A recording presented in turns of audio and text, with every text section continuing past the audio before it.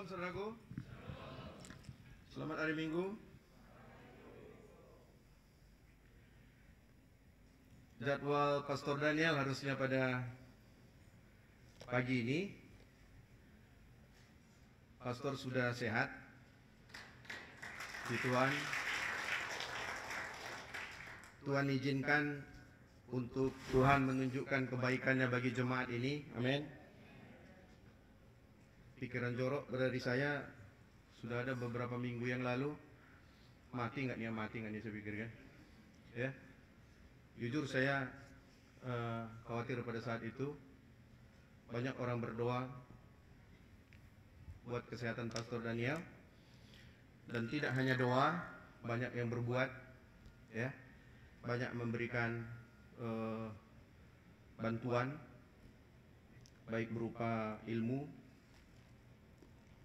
baik berupa kewenangannya dalam suatu rumah sakit, ya, dan banyak hal yang Tuhan tunjukkan pada kita. Amin. Pastor Daniel sudah mulai sehat. Kemarin dia kirim fotonya tanpa pakaian, tapi pakai celana, berjemur, ya, wajahnya beda. Bukan beda, maksud saya beda dibandingkan dengan waktu dia di rumah sakit. Memang gini jempolnya, tapi wajahnya agak lain, ya. Dia mau meyakinkan jemaat, saya kuat kan gitu. Dia kuat, saya khawatir. Ditambah lagi informasi dari orang yang pengalaman sudah mengalami COVID. Jangan kau lengah dengan kondisi pastor yang begitu, katanya. Oh, kenapa? Ya, kawan saya pun begitu juga, katanya. 2 jempolnya ditunjukkannya. 2 hari kemudian Tuhan panggil dia, katanya. Tambah kecut saya Pak Benas, ya. Apa yang saya lakukan? Saya tidak dokter, saya bilang. Obat itu pun kan belum ada. Hanya pengharapan yang bisa dilakukan. Saya pun nggak banyak yang saya kerjakan, tapi di dalam kekhawatiran saya terjawablah 2 hari yang lalu, waktu pastor belum pulang dari rumah sakit. Saya dapat pembekalan sedikit. Malam-malam harusnya sudah hampir jam tidur, tapi belum tidur. Tapi saya lihat ada pelajaran yang sebenarnya itu saya lupakan gitu loh. Dia bilang sedikit pun dia tidak mikir dia mau mati. Oh iya, sementara saya udah mikir dia mati. Kenapa? Saya sudah persiapkan. Aduh, gimana pelayanan ini? Siapa lah nanti yang mimpin ini? Aduh, matilah kita. Ampuslah aku, pikir kan? Ya. Kenapa? Saya melihat realnya di dalam pelayanan dia masih diperlukan gitu loh. Aduh, gimana bere-bere itu? Kira-kira gitu kan. Udah mulai dunia yang bicara gitu. Pemikiran saya difokuskan kepada hal yang seperti itu gitu loh. Dan tidak ada yang menggaranti bahwa dia akan sehat. Tapi di dalam ceritanya itu dia bilang, aku gak pernah mikir mati, katanya gitu. Iya pula ya mikir gitu kan. Sebegitunya saya lihat ketegaran pastor pada saat itu. Dia bilang ada banyak pelajaran, tapi buat saya tidak semua pelajaran itu dia buka gitu. Nanti biarlah dia yang akan menceritakan apa yang dia alami.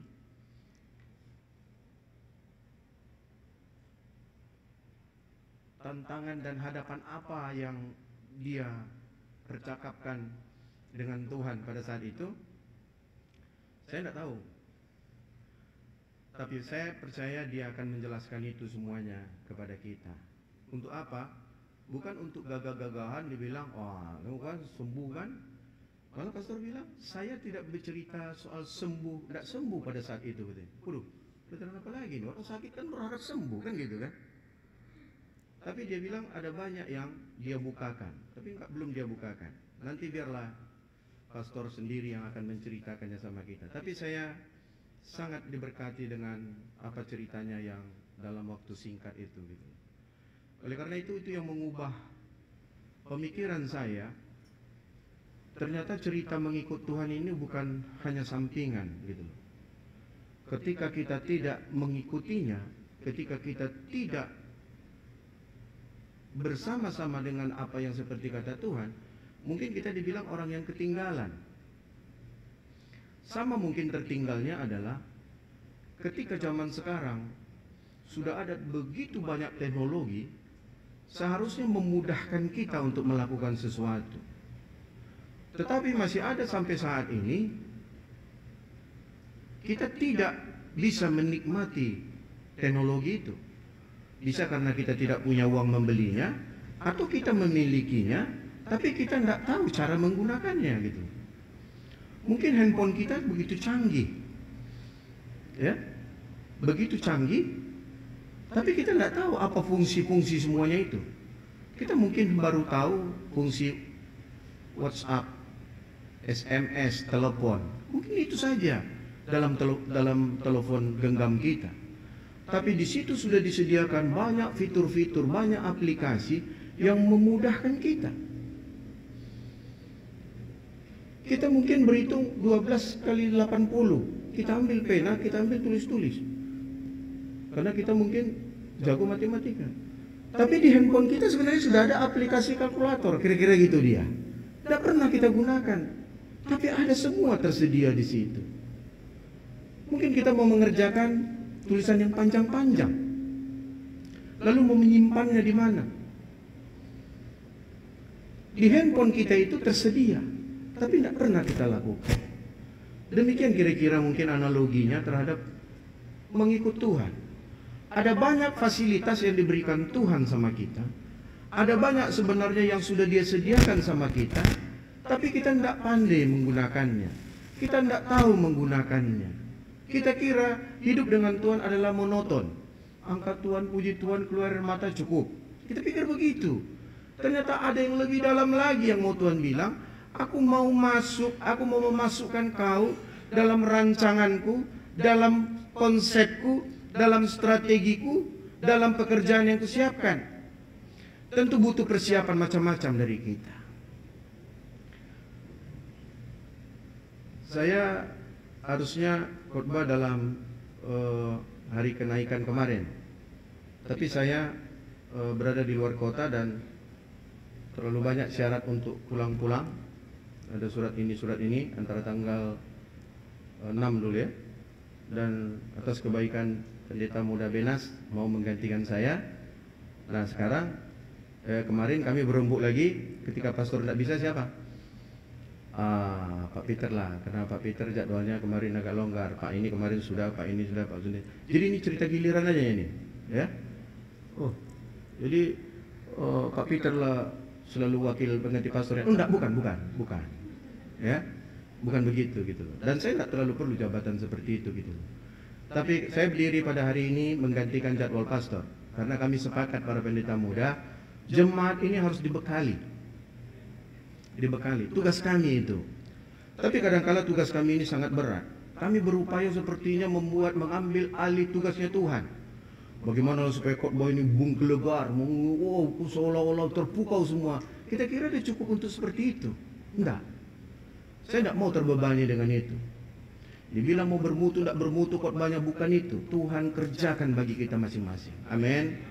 Oleh karena itu tidak usah kita menjadi takut untuk berbicara, untuk melayani orang, untuk meneguhkan orang. Karena kita melihat apa? Melihat, oh nanti tidak hebat. Apalah itu? Penjelasan apalah itu? Di rayon-rayon kita ada kesempatan untuk bisa membagikan firman. Bahasa kerennya berkhotbah. Aku tidak usahlah berkhotbah, bagi firman aja lah aku. Atau bilang-bilangkan firman aja, diharuskannya itu. Karena merasa dia tidak sanggup, tidak mampu untuk menyandang apa yang sedang diperankan sama dia. Jadi jemaat Tuhan di tempat ini tidak ada hebat-hebatan. Semua kita pasti mati. Tapi kita tidak tahu kapan matinya, kan gitu dia. Beda kan? Kalau kita sudah tahu semua kita akan mati, kenapa kita terlalu gusar? Ya alasannya, aduh saya masih pengen juga ngelihat cucu saya dari anak saya. Itu pertimbangan manusia. Aduh saya masih pengen juga untuk bersenang-senang lah dengan keturunan saya. Itu kan kata kita kan. Lalu kata Tuhan tidak ada. Habis. Tutup buku. Tutup. Nah Artinya realita mati itu pasti ada. Tapi tanggalnya kita berbeda-beda. Ada yang tanggalnya sama, tidak janjian orang itu. Tidak janjian, mati dia. Kenapa? Tuhan pemilik hidup ini. Nah kadang-kala, saya pun kadang-kadang lalai dengan itu. Ada kebaikan Tuhan dalam pelayanan kita. Nah pagi ini, saya mau ceritakan itu. Bahwa ada pesan yang sangat penting menurut Tuhan. Ini masih suasananya. Ketika Tuhan Yesus bangkit, lalu dia naik ke sorga, dia berikan pesan. Mari kita lihat di dalam Matius 28 ayat 18 sampai 20. Ada pesan Tuhan yang sudah berulang-ulang kita dengarkan, berulang-ulang didengungkan, berulang-ulang disampaikan orang lewat media, berulang-ulang ini diulang dalam kelompok PA. Mari pada pagi ini, firman yang sama kita akan baca sama-sama. Kita dengarkan apa yang dikatakan Tuhan di sini. Matius 28 ayat 18 sampai 20. Mari kita baca sama. 1, 2, 3. Yesus mendekati mereka dan berkata,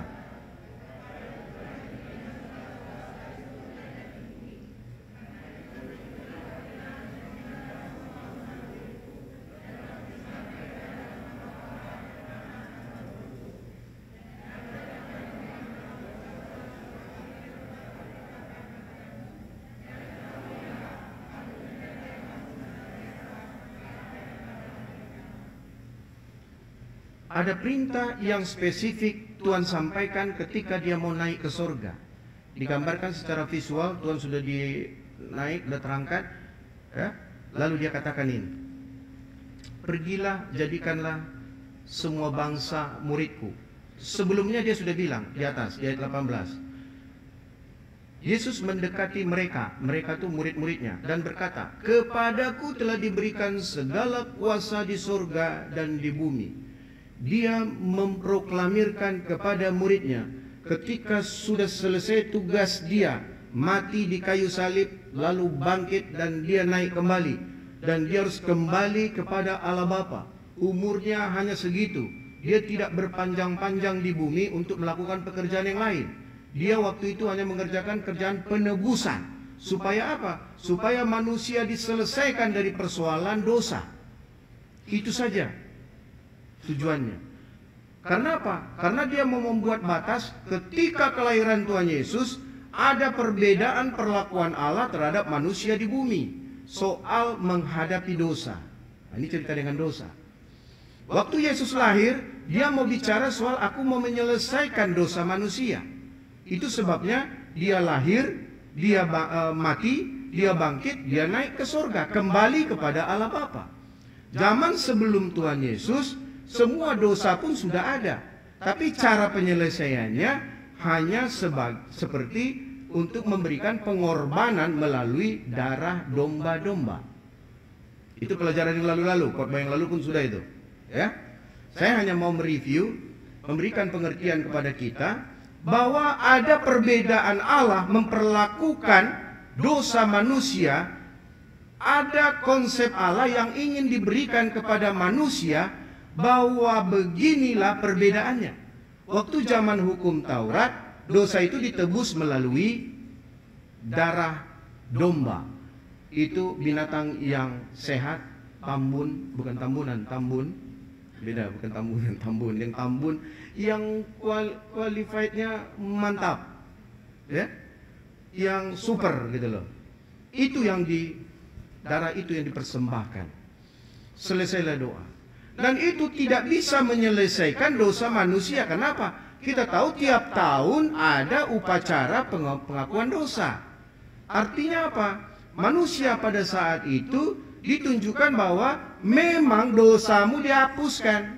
Tapi setelah itu, hari pertama setelah habis tahun itu, berbuat dosa lagi, berbuat dosa lagi. Dari mana kita tahu? Dari berulang-ulangnya tiap tahun ada upacara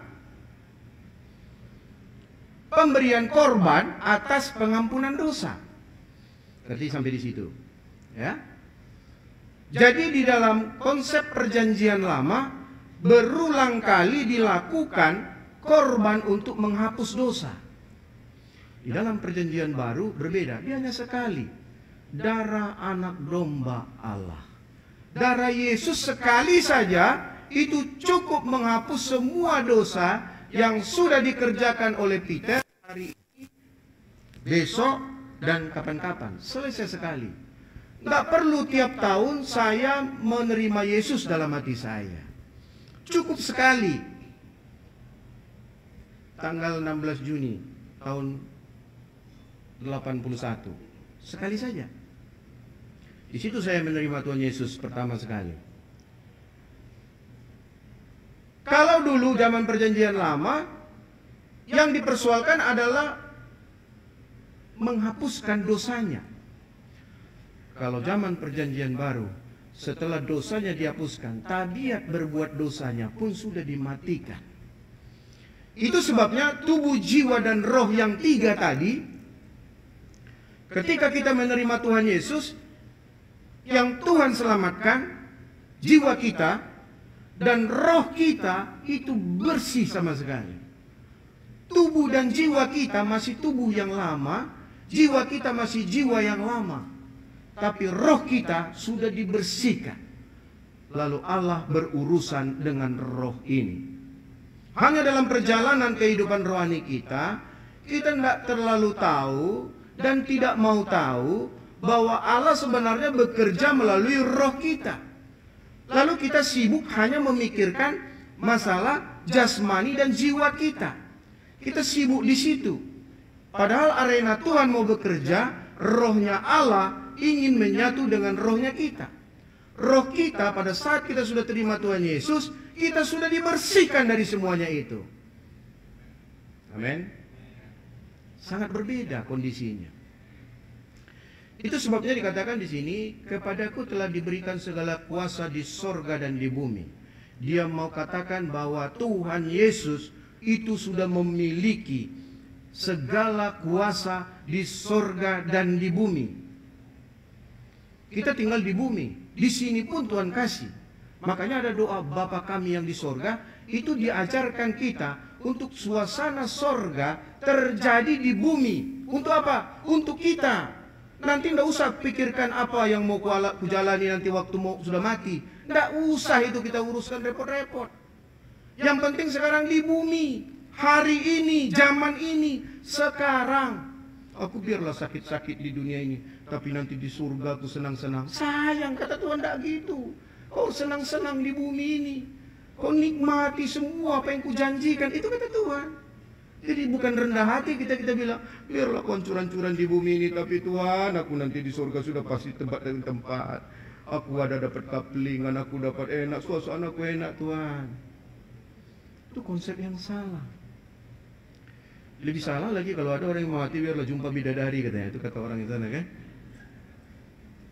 Terus bidadarinya bilang, aku tidak mau sama kau, jelek kali pun kau, kata bidadari.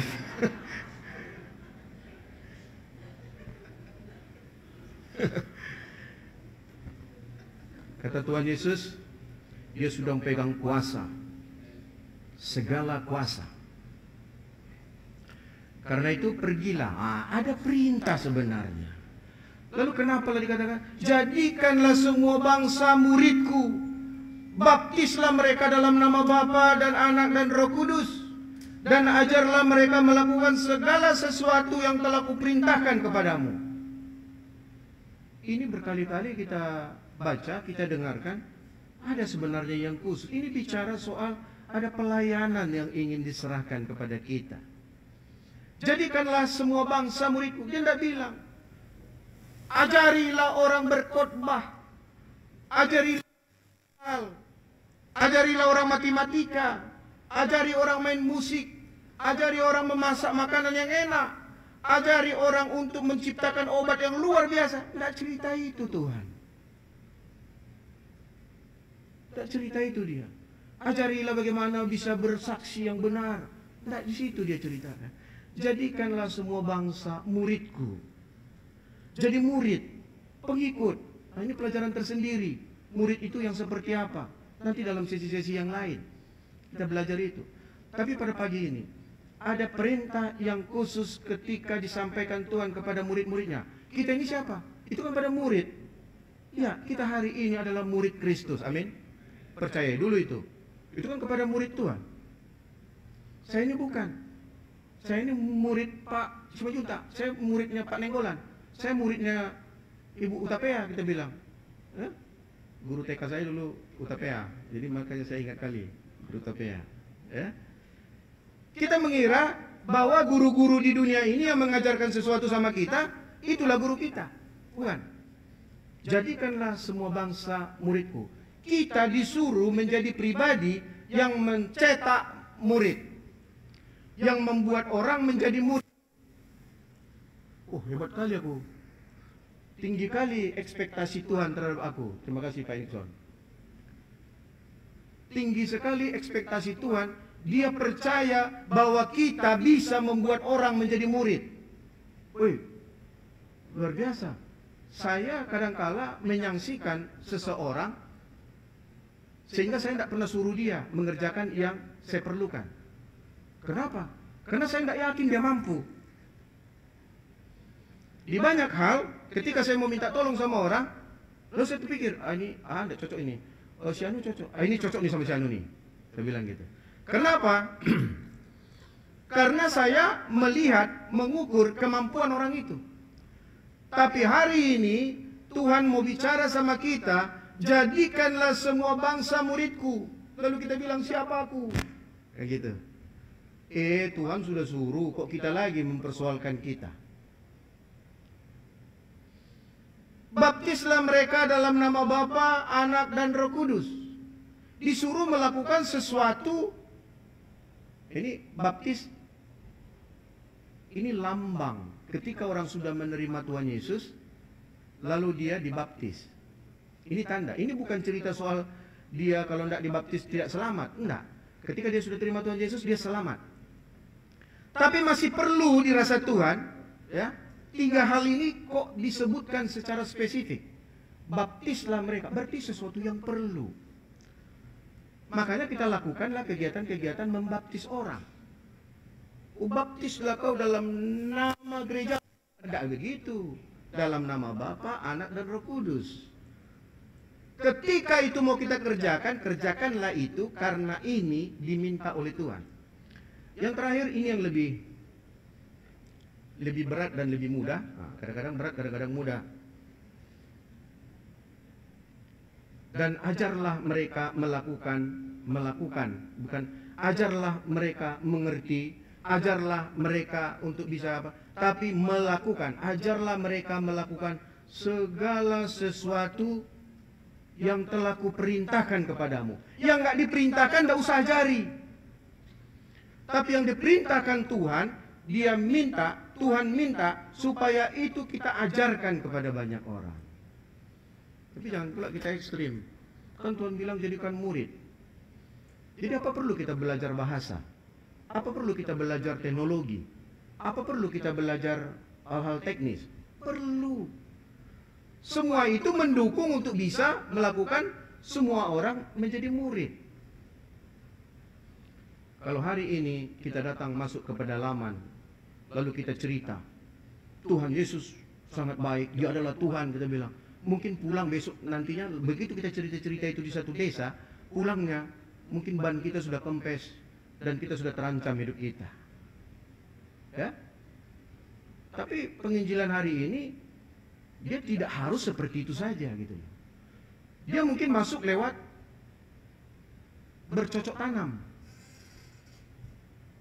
Ada cara menanam talas yang bagus, masuklah sekelompok orang ke sana. Paginya mereka memang bercocok tanam talas yang bisa menghidupi kehidupan mereka. Bercocok tanam ubi, bercocok tanam jagung. Petani bisa mengerjakan itu. Malamnya mereka bicara siapa Allah itu. Diterima oleh kelompok itu. Diterima oleh satu tempat. Dia tidak bicara agama. Dia bicara ada kebutuhan. Dari bibit bisa kita bikin menjadi buah. Dari buah bisa kita makan, kita sehat. Tidak ada yang menganggap bahwa kita ini orang hanya bicara soal agama. Hari ini dokter, perawat sangat diperlukan di daerah-daerah, di tempat-tempat. Dia ada cerita agama. Gak ada. Waktu pastor dirawat di rumah sakit, ditanya agamanya apa, ditanya sakitnya apa, itu aja supaya diobati. Gak ada cerita agamanya apa. Artinya apa? Artinya ketika kita mau masuk dalam melakukan apa yang Tuhan kerjakan, kita perlu hal-hal yang seperti tadi. Nggak mungkin kali-kali kita tidak pernah tahu. Ah, udahlah, ada tua aku, kali-kali berapa? Tidak perlu kali-kali. Perlu kali-kali. Perlu, itu ilmu. Terus matilah aku kalau tidak tahu aku kali-kali. Tidak mati, tapi mungkin ada fungsi-fungsi nanti yang tidak bisa terkerjakan. Ah, udah susah kali aku belajar, tidak usah aku belajar matematika. Tidak apa-apa, sudah. Tidak usah berdebat mengenai itu. Jadi tidak usah ngotot, oh harus tahu matematika, harus tahu kali-kali. Tidak. Ya, gunakan aja kalkulator itu. Pencet. Ya. Artinya apa? Saya sedang mengatakan bahwa bukan tidak perlu ilmu-ilmu yang lain, bukan tidak perlu pengetahuan yang lain. Itu perlu sekali. Dalam rangka apa? Dalam rangka kita mau menjadikan semua bangsa menjadi murid. Inilah yang dikatakan dengan amanat agung. Kenapa? Karena itu disampaikan oleh orang yang agung. Kenapa dikatakan amanat? Inilah perintah. Ya? Jadi dibilang dia amanat agung. Nah, kita lihat sekarang, sulit nggak melakukan itu? Sulit. Ya, sulit. Kenapa itu sulit? Karena kita masih terfokus melihat keadaan diri kita sendiri. Ah, ini tadi kerjaan setan tadi. Ya. Kita masih terfokus hanya melihat, ketika melihat perintah, lalu kita mengukur kemampuan kita.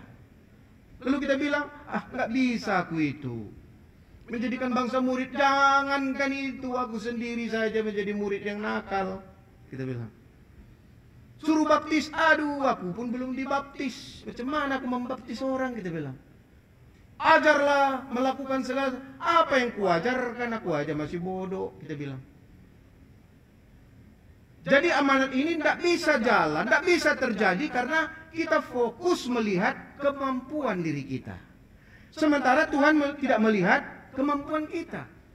Ini kan disampaikan, kalau tadi disampaikan umpamanya bahwa ini khusus kepada yang IQ-nya di atas 100, maka jadikanlah semua bangsa muridku. Ya? Atau dikatakan kepada murid-muridku yang baik-baik, jadikanlah semua bangsa muridku, baptislah mereka. Kepada orang yang full timer, kerjanya nanti adalah melayani hal yang rohani, jadikanlah semua bangsa muridku. Kan ditujukan seperti itu. Tapi faktanya hari ini dikatakan bahwa kita dipercaya Tuhan. Amin. Amin. Oh, aduh sulit. Masa aku bukan soal dipercaya, tidak percaya, tidak suka aku kerjaan itu. Kita bilang, itu pula, lain pula masalahnya. Ada orang bilang begitu, itu aku tidak suka itu, aku sukanya cari duit. Biarlah aku yang membiayai penginjilan-penginjilan itu, kalau aku tidak usah lah, uangku aja lah. Ya, habis itu doa lah dari aku, kita bilang. Tidak ada. Uangmu, tenagamu, pikiranmu, keadaanmu, semua apa yang Tuhan berikan sama kita, Tuhan sedang suruh kita.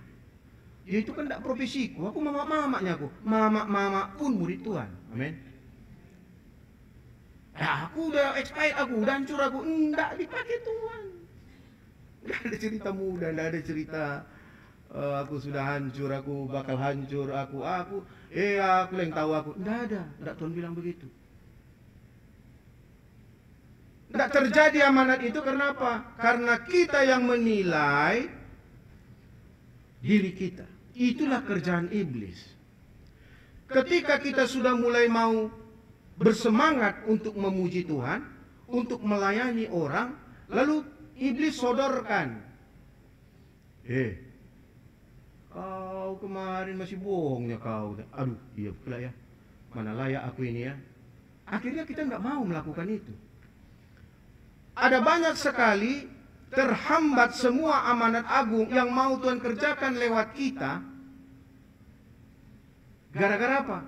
Gara-gara kita hanya mau melihat apa yang sedang iblis sodorkan. Coba kita lihat yang terakhir ayat yang terakhirnya dikatakan, ketika Tuhan suruh 3 tadi, Dia tidak biarkan saja seperti itu, tapi dia katakan, aku menyertai kamu senantiasa. Artinya apa? Artinya ada alasan Tuhan ingin menyertai kita ketika kita sedang melakukan, menjadikan semua bangsa murid, membaptis orang, mengajari orang lain. Kata Tuhan, garansi Tuhan, aku menyertai kamu. Tadi pujian kita nyatakan Immanuel, Allah beserta kita. Betapa pentingnya, kenapa? Untuk apa itu beserta itu? Ya, Tuhan beserta kita. Lalu, apa arti beserta? Beberapa waktu yang lalu saya dengan anak saya dalam sebuah perjalanan dalam mobil, ya, saya suruh anak saya yang perempuan yang bawa mobil, lalu ada bunyi-bunyi di mobil. Tuh. Apa itu, Pak? Dia tahu bapaknya sama dengan dia, ini minimal bapak pengalaman lah dengan itu. Apa itu, Pak? Ada apa itu? Itu apa itu? Suara ban orang itu, kan gitu. Yakin nggak dia? Tenang nggak dia? Tenang. Karena ada bapaknya di situ yang tahu. Bawa karet. Kenapa ini, Pak? Tanya lagi sama saya. Karena saya beserta dia di situ gitu loh. Oh, itu tuh yang truk itu tuh. Udah banyak kali asapnya itu masuk ke sini. Nah, tenang dia. Anak saya bisa mengalami ketenangan, saya ada di situ. Lalu kami berhenti makan di rumah makan. Anak saya yang laki-laki ambil ayam, sambil bicara, ambil lagi ini rendang, ambil lagi ini banyak. Dia tidak takut. Mau bayarannya berapa? Ada bapakku, kira-kira gitu dia.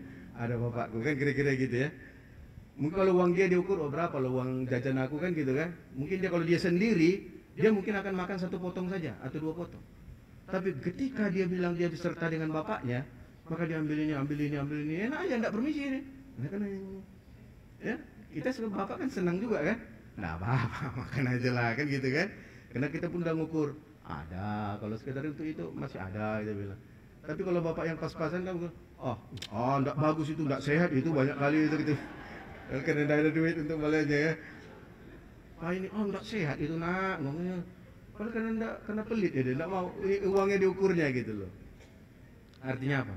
Saya sedang menunjukkan cerita disertai Tuhan itu gampang diucapkan, tapi sulit untuk bisa dialami sendiri oleh kita. Itu tidak ada pelajarannya, harus kita sendiri belajar sama Tuhan gitu loh. Terima kasih Tuhan, kau menyertai aku. Begitu ada mulut, mati mawon, kita bilang, mati aku, aduh mampuslah aku, kita bilang. Lalu iblis bilang, iya memang mau mampus kau, awas kau, kata Tuhan, kata iblis ya. Makin jadi mampuslah kita. Begitulah dialihkan oleh iblis. Kita tidak bisa menjalani semua amanat agung ini karena masih ada tuduhan iblis. Pagi ini saya ingin membongkar itu.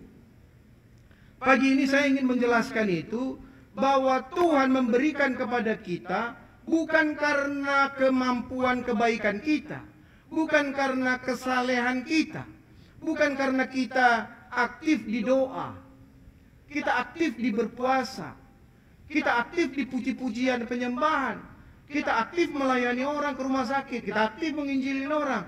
Lalu kita kira Allah sudah berkenan sama kita. Oke, Tuhan berkenan.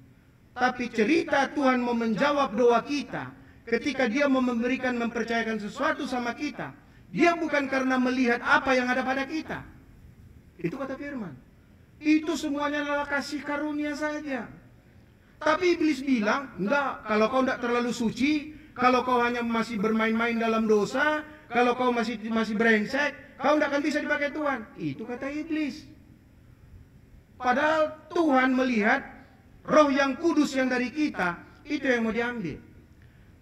Tapi bisa tidak terjadi apa yang kita lakukan, karena kita sendiri sudah tidak mempercayai lagi apa yang kita minta, apa yang kita doakan.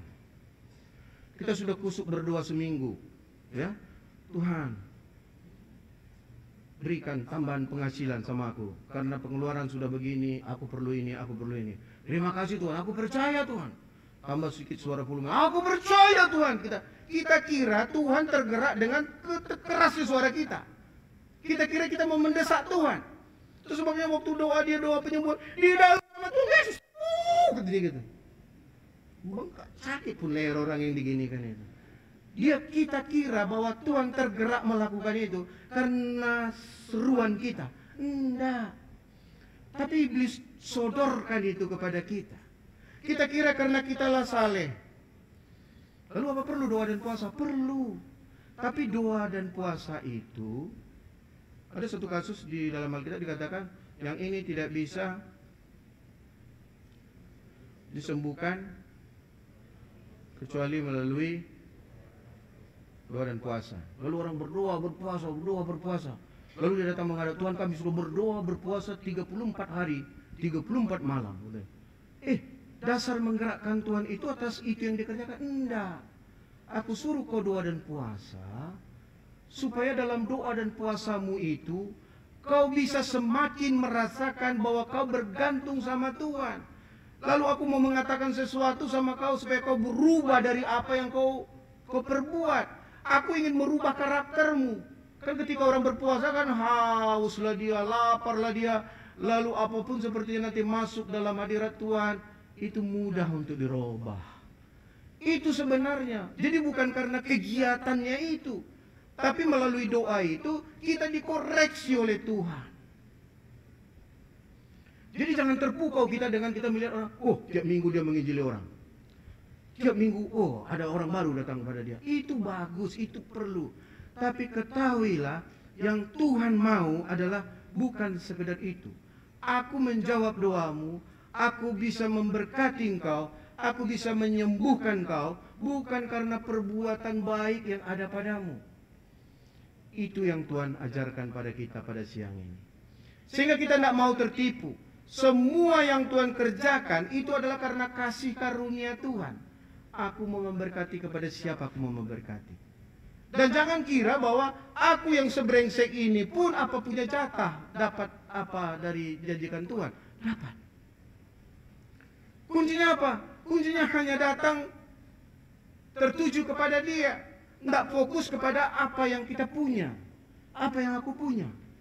Nah, pelajaran ini sebenarnya ini sederhana sekali, tapi kadangkala sulit. Kenapa? Karena kita bicara mengenai fakta real. Kita diberikan pengetahuan, kita diberikan otak, kita diberikan berpikir dari sekolah, dari pengetahuan orang, dari pengalaman orang. Itu yang membuat pola kita lihat Allah, kita kira bahwa cara-cara pengetahuanlah bisa mendekati Allah. Kata Tuhan, tidak. Sedikit pun aku tidak gentar dengan jeritan tangismu di doamu. Tapi yang kulihat adalah bagaimana kau ketika kau menjerit dalam doa, kau sebenarnya sedang berserah hanya mengasih pengharapan kepada Dia. Saya lihat contoh Ethiopia pada hari ini. Ethiopia itu dulu miskin sekali. Miskin sekali. Banyak orang mati. Bukan mati karena pandemi. Mati karena tidak makan. Kurus sekali. Kurus sekali. Bertahun-tahun kita dengar cerita itu. Berpuluh tahun yang lalu. Mereka sangat miskin sekali. Hari ini mereka mulai angka tingkat pertumbuhan ekonominya naik terus. Kenapa? Waktu mereka miskin, nggak ada lagi harapannya. Nggak ada obat-obat modern. Nggak ada apotik Labu Boti di sana. Ini cerita apotik nih ceritanya. Nggak ada apotik untuk beli obat. Adapun apotik nggak ada uang beli obat. Lalu karena nggak ada punya sama sekali apa-apa, lalu mereka hanya bergantung berharap kepada Yesus. Waktu itu diceritakan soal Yesus di sana. Itulah harapan orang itu satu-satunya. Sangat mudah Tuhan memberkati di sana. Kenapa? Karena pikirannya masih polos. Ilmu pengetahuan mereka masih rendah. Artinya apa? Hanya Yesus saja diceritakan. Udah, berarti percaya pada Yesus, percaya pada Yesus. Pertanian yang daerahnya tandus jadi bagus. Lewat apa? Teknologi. Dari mana teknologinya? Israel datang membantu. Kenapa datang Israel membantu? Cara Tuhan mendatangkan itu. Jadi begitu juga kita sekarang ini. Walaupun kita tidak ngerti mengenai sesuatu, lalu kita lihat di dalam GKKD Pekanbaru nggak ada yang bisa begitu. Jangan takut, akan Tuhan datangkan yang menjadi kebutuhan kita. Ketika Tuhan sudah memang berkehendak untuk itu, Tuhan supply segala sesuatu. Nggak usah terlalu takut. Tapi adakah kita tidak lagi mau melihat karena saya lah. Nah, kan gitu. Karena kita rajinlah kita pelayanan. Karena rajinlah kita memberitakan Injil, maka Tuhan memberkati aku. Salah. Memberkati kita. Tuhan memberikan yang baik sama kita hari ini. Tuhan menjaga keluarga kita. Tuhan menambah mobil kita. Saya lihat tadi di lapangan sana, jemaat ini makin diberkati Tuhan. Ukuran saya, lihat mobilnya, sudah banyak mobil. Dulu banyak motor. Ya. Sekarang hampir berimbang motor dengan mobil. Bukan berarti jangan kecil hati yang punya mobil. Jadi aku tidak diberkati. Tidak. Bukan itu mau saya katakan. Saya bilang bahwa jemaat ini diberkati. Tapi ketahuilah, kau diberkati bukan kau karena jadi pelayan, bukan kau karena sudah melakukan sesuatu, bukan karena kau jadi rajin ke gereja, bukan kau karena kau rajin berdoa. Tuhan tidak melihat itu ketika Dia mau memberkati kita. Kalau gitu tidak perlu lagi berdoa. Salah. Jangan begitu. Ya. Jadi kekudusan kita, apa yang ada pada kita, itu perlu kita jaga, itu perlu kita tumbuh kembangkan. Oleh sebab itu, jadi tidak perlu lagi baca firman. Nah, kan ini antagonisnya. Kalau memang Tuhan mau memberkati, ya sudah Tuhan berkati saja. Aku gini-gini aja biasa. Enggak. Bukan. Kata Tuhan, ketika kau mau kuberkati, ketika kau mau tahu apa yang kuinginkan, bagaimana cara aku bekerja, bagaimana aku bisa memberkatimu, kau perlu waktu. Ada waktumu. Buka firman, bacalah firmannya. Tapi baca firman kita bukan kita sedang mau mengajari, ini aku baca firman. Bukan begitu. Ada waktu kita untuk punya hubungan dengan Tuhan. Tidak harus di kamar gelap, tidak harus di tempat yang spesifik. Tapi ada waktu kita ketika kita bangun tidur, betapa baiknya kau Tuhan. Kita bercakap-cakap dengan Tuhan. Tuhan, terima kasih. Ada banyak hal yang Tuhan bukakan pikiran. Ketika kita jalan, terinspirasi oleh kita. Itu Tuhan taruhkan. Lalu itu kita terus percakapkan. Terima kasih Tuhan. Mungkin kita sedang memasak. Oh, terima kasih Tuhan. Masih kau izinkan ini, ada gulai apa ini aku kerjakan. Tapi yang terjadi hari ini kan kita kira itu sudah datang seperti biasa saja. Nggak ada lagi pengagungan kepada Tuhan dari apa yang kita kerjakan. Kita jalan, kita bernapas, kita kira bahwa ya ini kan sudah biasa aja itu. Enggak. Tuhan berkarya di situ. Tapi Tuhan mau kau sadar bahwa semua itu Tuhan sediakan supaya kita kembali berkomunikasi dengan Dia. Lalu jangan kita mengatakan bahwa semua yang Tuhan berikan, semua berkat yang ada, pelayanan ini bisa berjalan bagus karena kami rutin ada doa ini, ada doa itu, ada doa itu. Bukan. Tuhan mengasihi kita karena Dia memang mau mengasihi kita. Semua itu karena kasih karunia Allah. Dan Tuhan menginginkan semua kita pun mau diikutkannya. Bukan hanya persoalan remeh-temeh seperti tadi. Ada hal besar juga. Saya tidak tahu apa itu hal yang besar. Tapi saya sangat percaya. Tapi saya tidak tahu itu dalam bentuk apa. Tapi saya percaya semua itu dipercayakan sama kita. Baik kita mahasiswa, baik kita yang belum punya kerja, baik kita yang sudah tua, maupun kita yang masih usia produktif. Semua itu dalam masa kita hari ini, Tuhan sedang mempersiapkan kita. Tapi kata Tuhan, jangan kau berfokus kepada apa yang ada padamu. Kenapa? Sekali lagi saya katakan, bahwa iblis tahu strategi itu, bahwa Tuhan mau mempercayakan kepada kita apa adanya kita. Tapi iblis coba buat itu, dia sodorkan, apakah kau sempurna? Yang mau mengerjakan pekerjaan Tuhan itu harus sempurna loh. Jangan sok-sokan kau mau sempurna, kau mendoakan orang sakit. Iblis bilang begitu. Lalu iman kita yang kandas. Kenapa? Karena kita mempercayai apa yang disampaikan iblis. Sebagai contoh, saya katakanlah, namanya saya suruh satu orang berdiri di sana. Coba ceritakan kebaikan Tuhan. Dia berdiri, tapi dia mulai, kebaikan Tuhan. Nanti aku ceritakan kebaikan Tuhan. Nanti dikatanya, oh sombong kali kau, kata dia sana kan. Oh terus, nggak terpikir dia, terdiam dia, terkunci mulutnya untuk mengatakan itu. Karena apa? Karena dia masih berfokus pada diri dia. Nanti kalau ku ucapkan kebaikan Tuhan sama aku, sombong kali kau, kata orang di sana. Orang lain yang dia pikirkan. Sehingga dalam hidup kita nggak pernah terjadi kita melihat kebaikan Tuhan. Karena kita masih melihat apa kata orang, apa kata saya, apa kata hati nurani saya. Debar-debar pun saya katanya gitu. Ya, kita mulai menceritakan yang bagus sama, Anda usahlah tahu. Sepertinya kita bilang, nggak usah sampai ku ceritakan itu. Karena aku yang tahu diri aku, kita bilang. Ini yang membuat banyak hal yang Tuhan sudah sediakan janjinya sama kita, tidak terjadi dan berat untuk kita kerjakan. Kenapa? Kita merasa tidak layak untuk itu. Kita lebih memfokuskan pada mendengarkan apa kata setan, apa kata iblis. Sehingga apa? Iman kita terkuras. Tadinya kita sudah beriman, tapi percaya kita menjadi turun karena ada bisikan, ada fakta yang terjadi yang real di hadapan kita. Kita udah sungguh-sungguh nih mau bawa firman ini. Ya, bawa firman, terus di jalan nangka, ada orang nebeng gitu. Aduh, kurang ajar gitu. Ish, enggak tahu kita bilang gitu ya. Nanti potongnya apa kita gitu. Ya. Lalu iblis bilang, "Kau mau khotbah loh. Enggak layak kau bawa khotbah.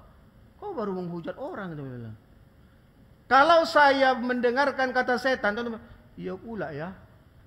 Naik mimbar saya udah agak gemetar, saya buat dosa di sana. Enggak. Itu kira-kira contohnya gitu.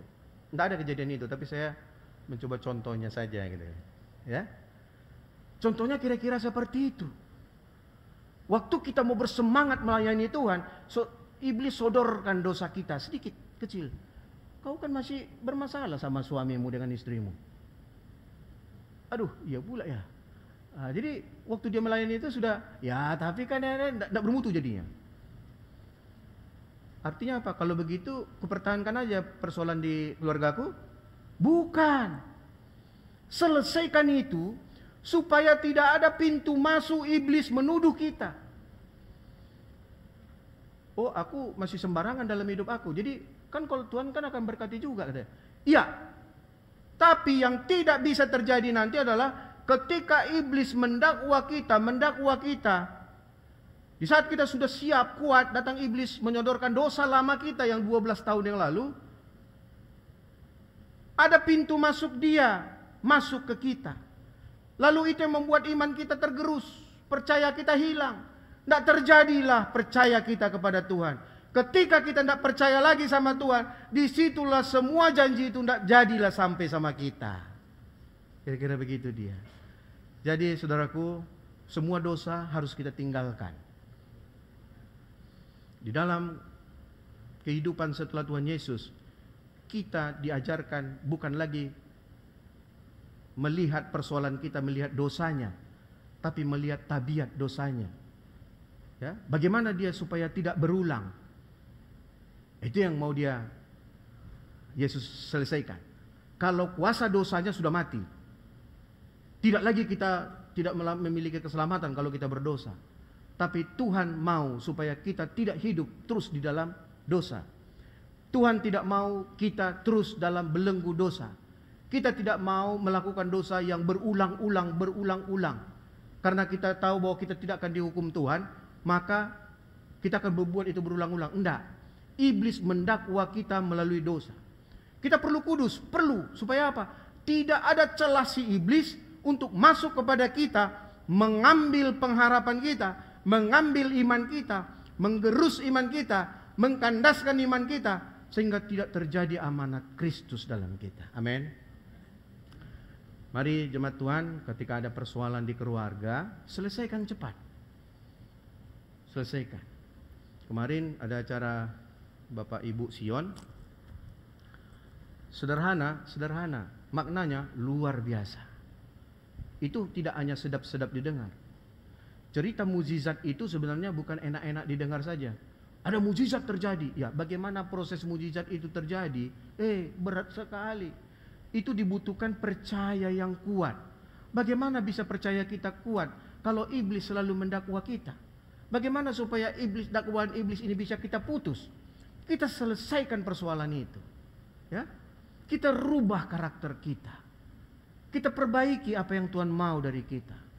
Tuhan katakan kalau kau kurang hikmat, mintalah hikmat. Nah, di sini kesempatannya. Kita berdoa, Tuhan apalagi yang mau kurubah Tuhan. Aku kelihatannya kayak kuat-kuatnya di hadapan umum. Tapi ada sesuatu yang mau kau koreksilah Tuhan. Begitu Tuhan koreksi, aduh sakit kali Tuhan, kita bilang. Berulang-ulang. Sebenarnya Tuhan sedang membereskan kita di situ. Kok aku ekonominya jatuh bangun, kata Tuhan. Kau selesaikan utangmu, kau bereskan persoalan keuanganmu, kau baguskan keuanganmu, lalu kau belanjakan apa yang kau perlukan sesuai dengan pendapatanmu. Itu mungkin Tuhan ajarkan lewat perenungan kita dengan Tuhan. Oh iya ya, Tuhan ajarkan aku untuk bisa memanage uang dengan bagus. Tidak kubelanjakan lebih besar daripada yang kudapat. Tapi salah aku berdoa untuk Tuhan tambahlah pendapatanku. Tidak. Tapi ketika itu sudah kita bereskan, kita bisa dipercaya oleh Tuhan, maka Tuhan akan menyiapkan itu sama kita. Kira-kira begitu dia. Lalu kusiapkanlah apa-apa saja yang kuperlukan. Apa yang perlu meneguhkan orang. Tuhan, aku gagap bicara katanya gitu. Itu doakan sama Tuhan supaya enggak gagap lagi gitu loh. Ya? Itu diminta sama Tuhan. Tuhan, aku pengen sekali melakukan itu, tapi aku masih gagap Tuhan. Malu aku Tuhan kalau gagap. Tuhan, selesaikan ini. Lalu Tuhan bilang, oke, belajar kau berdiri di kaca, tunjuk-tunjuk dirimu. Mungkin datang itu gitu. Bukan itu caranya. Maksud saya, itu contoh. Lalu kita tunjuk tuh, kau hebat, kau mantap, kau luar biasa, kau ini. Kita bilang begitu. Sekali, 2 hari, 7 hari, akhirnya kita bilang, oh ya, aku mantap, aku bisa. Ya, tidak dalam bicara pun dia sudah mulai nunjuk-nunjuk orang. Dia latihan gitu. Dia latihan. Artinya apa? Tidak ada resep yang pasti. Tapi Tuhan bilang, jangan berfokus pada kemampuanmu. Jangan berfokus pada apa yang kita ada miliki. Kalaupun kita menilai kita lemah, kita masih orang berdosa, buat Tuhan itu tidak persoalan. Tapi bukan berarti tinggallah kau di dalam dosa. Tidak begitu. Ya, bereskan itu. Supaya tidak ada pintu masuk si iblis untuk bisa menggerus iman kita. Mari kita tundukkan kepala. Tuhan begitu menginginkan kita, ingin memakai kita menjadi rekan sekerjanya Dia dalam banyak bidang. Tuhan mau pakai kita untuk menjadikan banyak bangsa, segala bangsa menjadi murid Dia. Dalam proses menjadi muridnya Dia, ada banyak pelajaran yang harus kita ketahui. Untuk bisa mengajari orang menjadi murid Kristus, ada banyak pengetahuan yang harus kita miliki. Itu akan Tuhan perlengkapi. Ada yang Tuhan inginkan untuk kita bisa membaptis orang dalam nama Bapa, Anak, dan Roh Kudus. Dia ingin memasukkan kita dalam setiap kegiatan manusia secara rohani, untuk memproklamirkan bahwa mereka sudah milik Tuhan.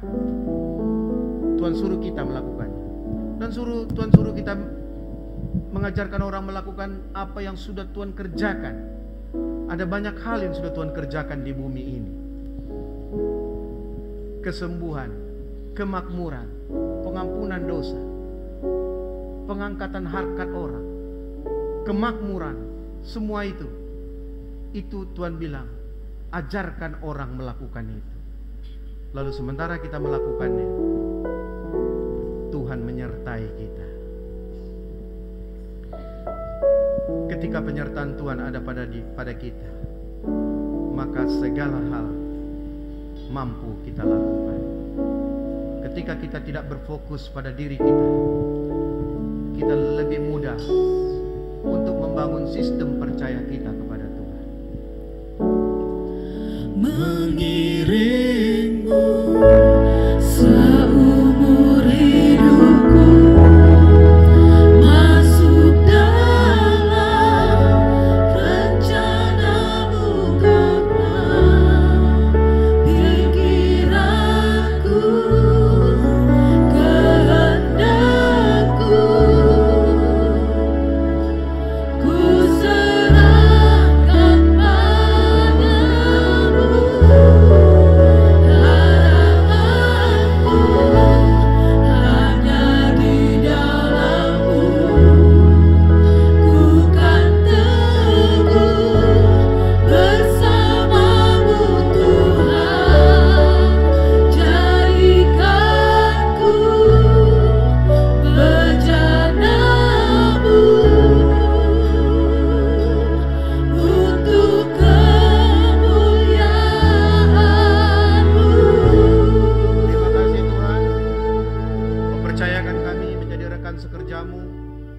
melakukan banyak hal di bumi ini.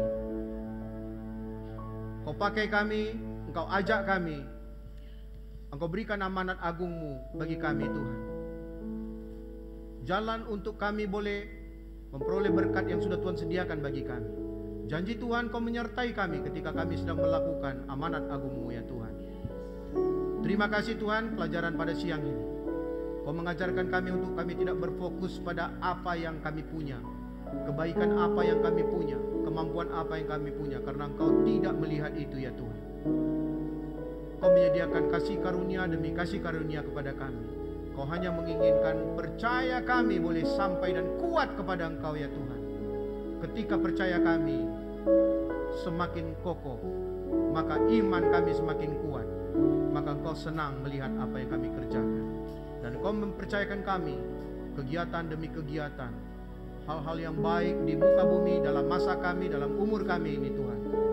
Engkau bisa memberikan mujizat demi mujizat terjadi dalam kehidupan kami, sehingga kami boleh melihat bahwa Yesus Tuhan ada bersama dengan kami, dan nama Tuhanlah yang akhirnya ditinggikan melalui apa yang kami lakukan di bumi ini. Terima kasih ya Tuhan, materaikan firman-Mu dalam kehidupan kami.